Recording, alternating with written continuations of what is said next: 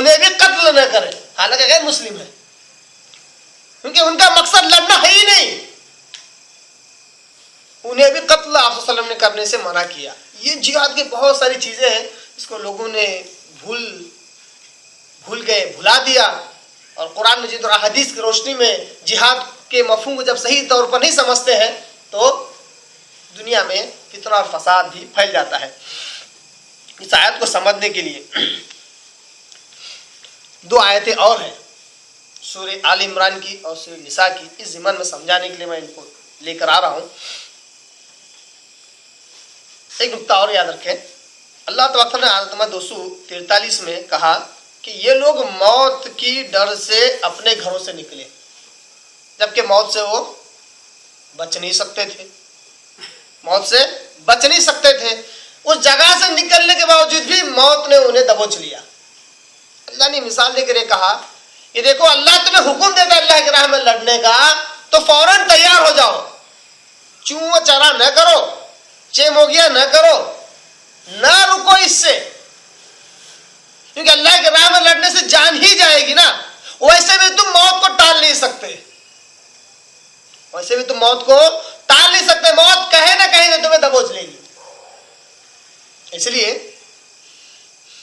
ایک بڑا پیارا چھوٹا سا اصول ہے، عربی میں کہتے ہیں الاجل المحتوم والرزق مقسوم، یعنی کہ اجل محتوم ہے اور رزق مقسوم ہے۔ اجل یعنی موت یہ حتمی ہے، چاہو یا نہ چاہو مرنا ہی ہے۔ رزق مقسوم ہے، مقدر ہے، جتنا طے کیا گیا اتنا ہی ملنا ہے، نہ اس سے زیادہ نہ اس سے کم۔ اگر یہ بات معلوم ہو گئی ہے تو آئیے سب سے پہلے سورہ نساء کی آیت نمبر 77 اور 78 دیکھتے ہیں، جس میں اللہ تبارک تعالیٰ جہادی کے تعلق سے بڑے پیارے انداز سے نصیحت کرتا ہے۔ کہتا ہے سورہ نساء سورہ نمبر 4 پارہ نمبر 5 اس کی رکو نمبر 11 کی یہ آیتیں ہیں، جس میں اللہ کہتا ہے أَلَمْ تَرَ إِلَى الَّذِينَ قِيلَ لَهُمْ كُفُّوا أَيْدِيَكُمْ وَأَقِيمُوا الصَّلَاةَ وَآتُوا الزَّكَاةَ فَلَمَّا كُتِبَ عَلَيْهِمُ الْقِتَالُ إِذَا فَرِيقٌ مِّنْهُمْ يَخْشَوْنَ النَّاسَ كَخَشْيَةِ اللَّهِ أَوْ أَشَدُّ خَشْيَةً۔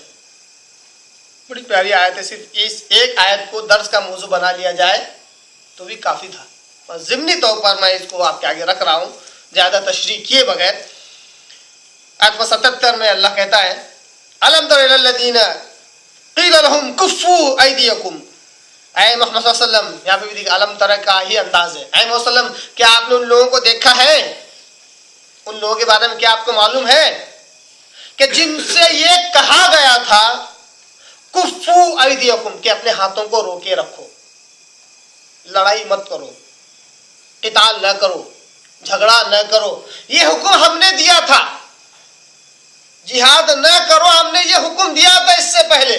مکی دور کی طرف اشارہ ہے، مکی دور کی طرف اشارہ ہے کہ مسلمانوں یہ کہا گیا تھا کہ کفو ایدیکم، اپنے ہاتھوں کو روکے رکھو، لڑائی مت کرو، جھگڑا نہ کرو۔ وَأَقِيمُوا الصَّلَاةَ، اور کیا حکم دیا تھا اس کے بدلے؟ نماز کو قائم کرو۔ وَآتُوا الزَّكَاةَ، اور زکوٰۃ ادا کرو۔ مکی دور جو تھا اس کے اندر جتنے مسلمان تھے، جتنے مسلمان ہو رہے تھے، جو مسلمان تھے، ان کو جہاد کرنے سے اللہ نے منع کیا تھا۔ اس بات کی دلیل ہے یہ آیت، منع کیا تھا اللہ نے، لڑو نہیں، جہاد نہ کرو، جھگڑا نہ کرو، کیونکہ استطاعت بھی مسلمان کی اس وقت نہیں تھی، نہیں کوانٹٹی ویسی تھی، نہیں ساز و سامان ایسا تھا، جو کہ اللہ با حکمت والا ہے، روک دیا تھا۔ اور کیا کہا تھا؟ نماز پڑھنے کا حکم دیا اللہ نے، اور صبر کرنے کا حکم دیا، جو بھی مظالم ہو اس پر صبر کیا جائے، ہاتھ نہ اٹھایا جائے۔ فَلَمَّا كُتِبَ عَلَيْهِمُ الْقِتَالُ، آیت حالانکہ مدنی ہے، یاد دہانی کرانا اللہ تعالیٰ کہ مکی دور کو یاد کرو، ہم نے تم سے کہا تھا کہ لڑو نہیں، ہم لڑنے کا حکم نہیں دیا تھا اس وقت۔ اب فلما جبکہ کتب علیہم القتال، ایسے ہی لوگوں پر قتال کو ہم نے فرض کر دیا، قتال کو ہم نے لازم کر دیا، جہاد کرنے کو ہم نے لازم کر دیا، اذا فریق منہم، ان میں سے ایک گروہ، یخشون الناس، لوگوں سے ہی ڈرتا ہے، خشیت اللہ، جیسے کہ اللہ سے ڈرنا چاہیے، او اشد خشیہ، یا پھر اللہ سے بھی زیادہ۔ اللہ کی راہ میں پہلے تو لڑنے سے ہم نے منع کیا تھا، ہے نا، اس وقت بڑی خواہش کرتے تھے اللہ جلدی سے موقع دے، ہم پر بڑے ظلم ہو رہے ہیں، ہم لڑنا چاہتے ہیں، ایک ایک کو مارنا چاہتے ہیں، ہمارے ظلم کا بدلہ نہیں چاہتے، ہمارے ظلم کا بدلہ لینا چاہتے ہیں۔ اس وقت اللہ اس کے رسول اس کو حکم دیتے تھے کہ نہیں، کف ایدیکم، اپنے ہاتھوں کو روکے رکھو، اپنے ہاتھوں کو روکو۔ اس وقت بڑی جلد بازی کرتے تھے، خواہش کرتے کہ اللہ جہاد کا حکم دے دے، اللہ جہاد کا حکم دے دے۔ اللہ نے حکم دے دیا تو لوگوں سے ڈرنے لگے، جس طرح اللہ سے ڈرنا چاہیے یا پھر اس سے بھی زیادہ۔ وقالوا ربنا لما كتبت علينا القتال، اب کیا کہتے ہیں؟ کوئی قرآن کی دعا نہیں ہے یہ، اور نہ کوئی یاد کر لے گا۔ بڑا عجیب و غریب معاملہ ہے مسلمانوں کا، چاہے کتنے پڑھے لکھے ہو جائے، قرآن کے معاملے میں انگوڑا چھاپی رہیں گے۔